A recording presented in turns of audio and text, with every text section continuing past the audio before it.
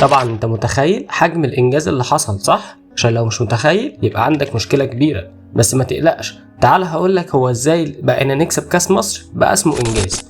بص يا سيدي، الزمالك دخل السنة دي كسبان الاهلي في السوبر الافريقي، والكل شايف ان الزمالك يقدر يعمل حاجة الموسم ده.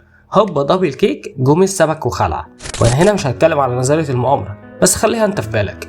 المهم يا سيدي نرجع لموضوعنا.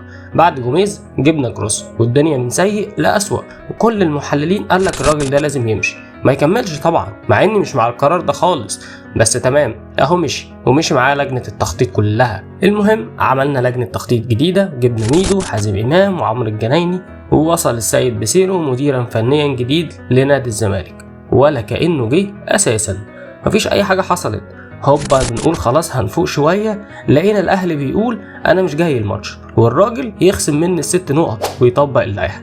كلنا سألنا هو ده ازاي يا جدعان؟ قال لك اصل اللائحة اتغيرت. هو انت ما تعرفش؟ فطلع ابراهيم فايق وجاب الراجل اللي كتب اللائحة بنفسه، وقال لك لا يا باشا اللائحة ما اتغيرتش، وبناء على اللائحة لازم يتخصم ال6 نقط. فبكل عقل سألنا السؤال البديهي، طب ليه ما اتخصمش ال6 نقط؟ قال لك خلاص اصل هو ظرف طارئ، هنعمل ايه؟ طبعا انت عارف ان ده فيلم ومش هكمل الافيه. وهنا وصل السيد ايمن الرمادي ويبقى رابع مدير فني الموسم ده، وهو استثنائي اصلا لحد ما نجيب مدرب اجنبي. المهم تمشي بقى الدنيا؟ لا طبعا، امال نعمل حلقه ازاي يعني؟